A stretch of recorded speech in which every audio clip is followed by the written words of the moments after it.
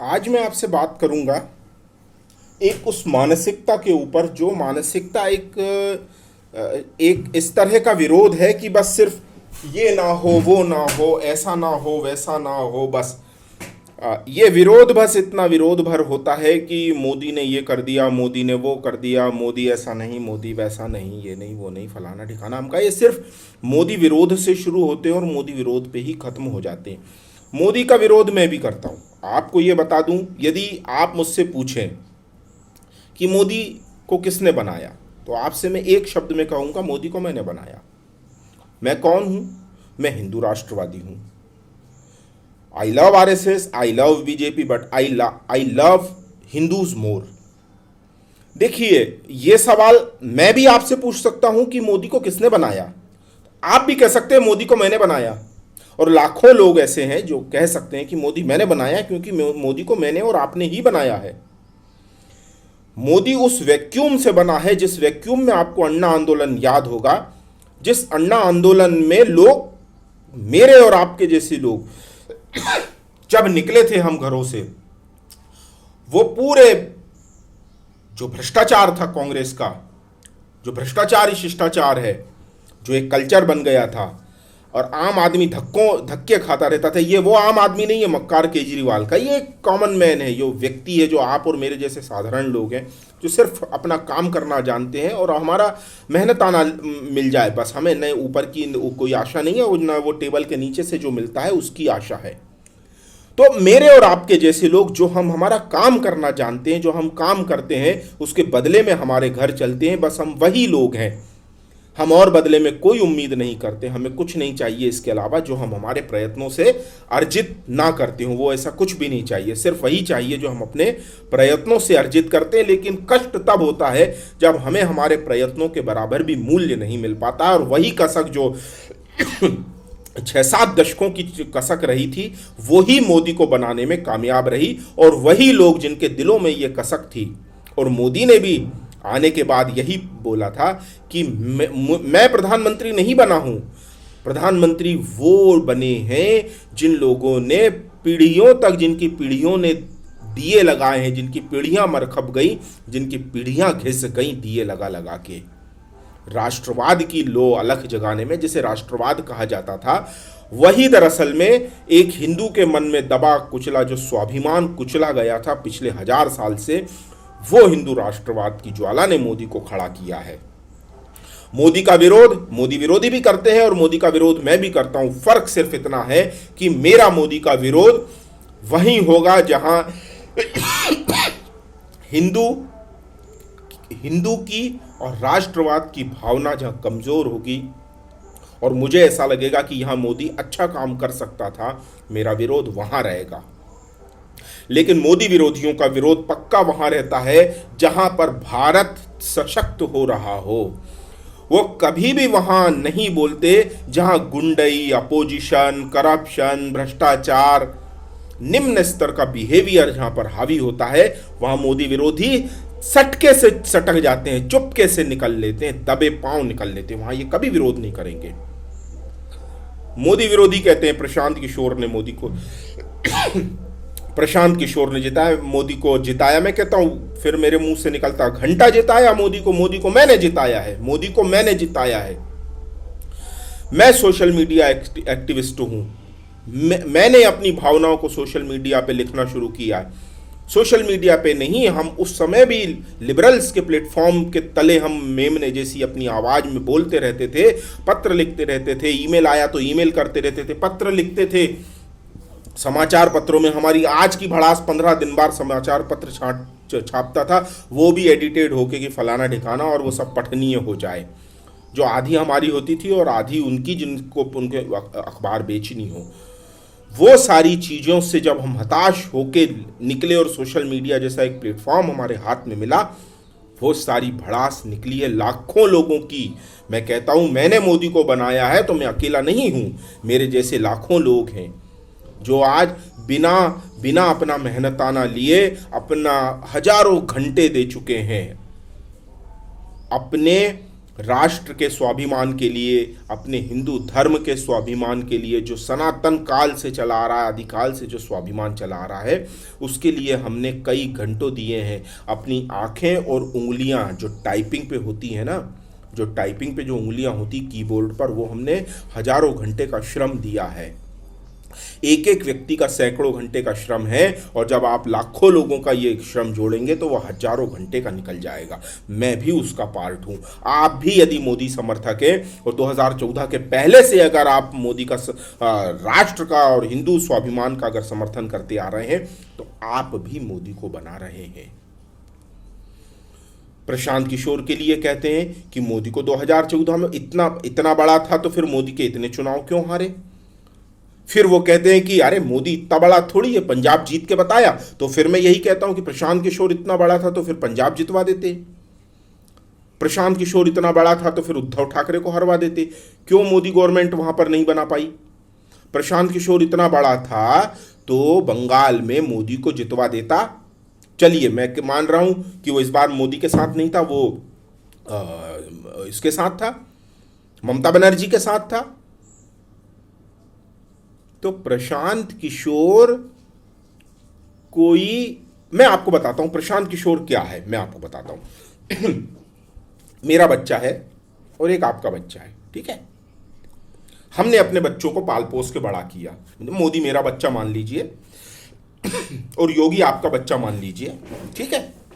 मोदी मेरा बच्चा है, मैंने उसको पाल पोस के बड़ा किया, खिलाया पिलाया, तंदुरुस्त किया, सुबह जॉग कराया, वॉक कराया, फुटबॉल खिलाई, ये किया वो किया, फुटबॉल टीम में सिलेक्ट हुआ, और फिर आज की डेट में वो टीम ए से कप्तान है। आपका बच्चा आया, आपका बच्चा योगी है, या कोई भी ले लो आप, उसको किसी को भी रख लो, मैं और कोई नाम दे नहीं सकता क्योंकि मेरे दिल में जिनके प्रति रिस्पेक्ट कम होती है मैं उनका उदाहरण नहीं दे पाता हूं। तो मेरे दिल में यही दो लोग हैं जिनके प्रति आज रिस्पेक्ट मेरे दिल में है। मेरा बच्चा मैंने मोदी खड़ा किया, आपका बच्चा आपने योगी खड़ा किया, दोनों फुटबॉल की टीम में खेल रहे हैं।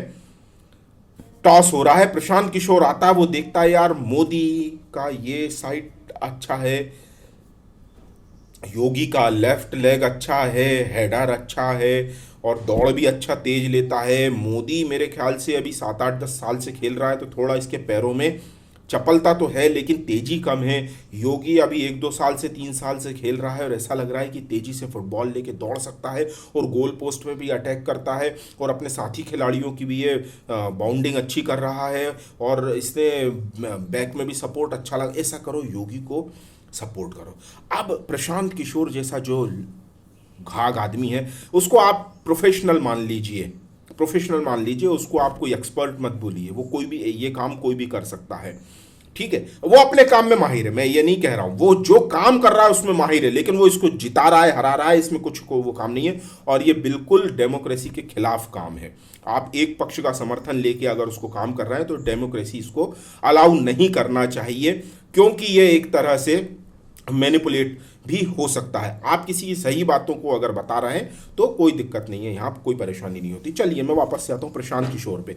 अब प्रशांत किशोर क्या करता है, योगी का सारा कैलकुलेशन देख लिए कि ये बच्चा है, ये बहुत तेज दौड़ता है। अब आप जो योगी के पेरेंट हैं, आपके पास आ जाएगा, हाँ यार देखो तो हरणे जी का बच्चा खेल तो बहुत अच्छा रहा है यार, जीत भी सकता है, टूर्नामेंट वो उठाएगा, लेकिन मैं आपके बच्चे को जितवा सकता हूं। जीत आप ही का बच्चा रहा है, कैलकुलेशन के तौर पे आप ही का बच्चा स्ट्रांग है, एज वाइज भी आपका बच्चा स्ट्रांग है, बैकिंग भी उसने अच्छी करी है, ग्राउंड पे सपोर्ट भी अच्छा है, वोटर्स भी ऐसा लग रहा है कि हाँ, और गुंडागर्दी भी अगर ममता बनर्जी के केस में गुंडागर्दी भी अगर ऐसी लग रही कि हाँ कुछ कर सकती है, तो प्रशांत किशोर आएगा और ममता बनर्जी को कहेगा कि इस बार मैं मोदी के अगेंस्ट आपको समर्थन कर रहा हूं। वो मोदी के अगेंस्ट नहीं होता है, जीत की चांसेस ही 51% होती है, वहां सिर्फ 2% का खेल होता है, 49 और 51। जिसके साथ लगता है कि 51% जुड़ा है, प्रशांत कपूर वो कैलकुलेशन करके उसके साथ हो जाता है और उसको फिर अपने पूरे टैक्टिक से, अपने पूरे हुनर से, अपनी कला से, अपनी नॉलेज से पूरी उसकी बैकिंग और सपोर्ट करना शुरू कर देता है। जीतना भी ममता बनर्जी को था, ममता बनर्जी जीती भी, लेकिन प्रशांत किशोर इतना बड़ा वाला भी नहीं है कि 78 सीट बीजेपी की रोक सकता, और वो 2,78,000 वोट तो दिलवा सका, लेकिन बीजेपी को 2 करोड़ 28 लाख वोट मिलने से नहीं रोक सका। और वो जो 200 प्लस सीट ममता बनर्जी को मिली है और बीजेपी जो 77 सीट ले पाई है, उसमें सिर्फ 50 लाख वोट्स का अंतर है। 2 करोड़ 78 लाख उनको मिले जिसमें 200 प्लस सीट आई है, और 2 करोड़ 28 लाख इधर मिले हैं बीजेपी को, जिसमें ये सत्ता में नहीं आ पाए। लेकिन सबसे बड़ा विपक्ष आज बीजेपी के साथ है, बीजेपी के पास है बंगाल में। कांग्रेस का सूपड़ा साफ हो गया, टीएमसी का सूपड़ा साफ हो गया। ये कौन बताएगा? प्रशांत किशोर ने निश्चित ममता बनर्जी को जिताया है। प्रशांत किशोर ने नहीं जिताया है, प्रशांत किशोर जीते वाले के साथ दांव खेलता है। प्रशांत किशोर जीते वाले व्यक्ति के साथ दांव खेलता है और अपना पूरा हुनर उसकी बैकिंग में लगा देता है। जो प्रोडक्ट 49 और 51 से 51 लेके जाता है मार्क्स परसेंटेज, जो स्ट्रांग होता है, थोड़ा भी स्ट्रांग होता है, तो वो उसको 2% और स्ट्रांग कर देता है, तो अंतर फिर 53 और 47 का हो जाता है, जो 200 सीट और 78 सीट होता है। तो मेरे भाइयों, ये चीज़ समझने की कोशिश करो। आज मैं पता नहीं क्या बोलना चाह रहा था और क्या बोल पाया हूँ। अगर आप समझ गए हैं और मेरी आइडियोलॉजी आपको ठीक ठाक लगती है तो प्लीज़ सपोर्ट करें। राष्ट्रवादियों को, हिंदू राष्ट्रवादियों को आप लोगों का सपोर्ट, समर्थन और बैंकिंग फंडिंग मिलना बहुत जरूरी है, क्योंकि आप नहीं जानते आपके खिलाफ करोड़ों रुपए इकट्ठे हो जाते हैं। खालिस्तानियों की एक आवाज पर लाखों और करोड़ों डॉलर से इकट्ठे हो जाते हैं और वो ऑक्सीजन के नाम पे मांगते हैं, और कहां देते हैं, किसको देते हैं, ये आप नहीं समझ पाते। वो जाते हैं किसान आंदोलन में और वो उसको नाम दिया जाता है सिखों का आंदोलन। घंटा है ये सिखों का आंदोलन। खालिस्तानी कबाड़ लिए हैं। किसानों का आंदोलन है तो उनको बताओ ना, उनके खातों में डायरेक्ट बेनिफिट जा रहा है, ट्रांसफर हो रहा है, फसलों के पैसे उनके खातों में जा रहे हैं। ये कौन बताएगा? अमरिंदर का पूरा खानदान चोर नहीं है। अमरिंदर का पूरा खानदान पूरा उसमें लगा हुआ है, फसलों के करप्शन में। 2% पूरे लालच उसमें, पहले वो किसानों से सस्ते में माल ले लेते हैं और फिर वही माल सरकार को बेच देते हैं। तो क्यों ना गवर्नमेंट यही काम करे, किसानों के से डायरेक्ट खरीदे, और जो महंगा अनाज, जो भी भाव, अच्छा भाव उनको मिल सकता है, वो किसानों को ट्रांसफर करे। और बिचौलियों को क्यों दे? क्यों पिस्सुओं को, खटमलों को अपने खून पे जिंदा रखे किसान? क्या जरूरत है? कोई जरूरत नहीं है किसानों को यहाँ देने की। मोदी का विरोध करो, हम भी करेंगे। मोदी बिल्कुल नाकाम रहा है बंगाल में मुस्लिम गुंडागर्दी के खिलाफ। जो टीएमसी के हरे टिड्डे जो थे, जिन्होंने हिंदुओं को चुन चुन के मारा, बीजेपी कार्यकर्ताओं को मारा, उसके खिलाफ मोदी बिल्कुल नाकाम रहा है। मोदी नाकाम रहा है किसान के नाम पे जो खालिस्तानियों ने जो गुंडागर्दी की है, उसमें मोदी नाकाम रहा है।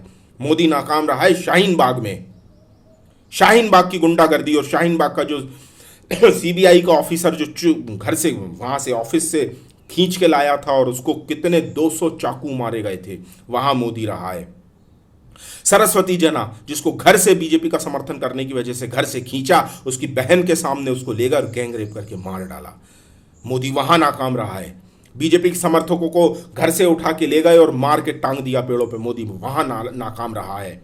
शिवसेना, जो एक बाला साहब ठाकरे का एक छत्र होता था, कह के वो चैलेंज करके कहते थे कि अगर हिंदुओं को कोई अटैक हुआ और एक बूंद भी खून हिंदुओं का इस नाम से बहाया गया तो यहां से हज करने वाला प्लेन मुंबई से नहीं उड़ सकता। दूसरे दिन वो एजिटेशन और जो विरोध है सो कॉल्ड, वो वापस हो जाते थे। ये थे बाला साहब ठाकरे। और ये क्या है, ठाकरों के नाम से टिक्कर कहीं का मुस्लिम तुष्टिकरण की राजनीति के गोद में जाकर बैठ गया वहां पर, और सिवा हिंदुओं के विरोध के और महाराष्ट्र का बंटाढार करने के अलावा ये कुछ नहीं कर रहा है। पंजाब में मोदी फेल रहा है। खालिस्तानियों की वन साइडेड जो खालिस्तानियों की राजनीति हो रही विरोध की, वहां पर वो बिल्कुल कुछ नहीं कह पा रहा है। पंजाबी हिंदुओं को कहाँ है, चुन चुन के वहां पर मारा जा रहा है, उनको टारगेट किया जा रहा है। क्यों? क्या पूरा सिखिज्म और सिखिज्म क्या पंजाब पूरा क्या सिखिज्म के हवाले से है? पंजाबी हिंदू वहां पर नहीं है क्या? पंजाब और पंजाबियत सिर्फ सिखों के ही हवाले से है? ये सवाल आप देंगे मुझे, और अच्छा लगता है आपको, आप समर्थन करेंगे। और मुझे फाइनेंशियली सपोर्ट देने के लिए मैंने यूट्यूब में अपनी डिटेल डाल दी है, वहाँ जो भी आप छोटे से छोटा भी कॉन्ट्री करेंगे वो मेरे लिए बहुत होगा।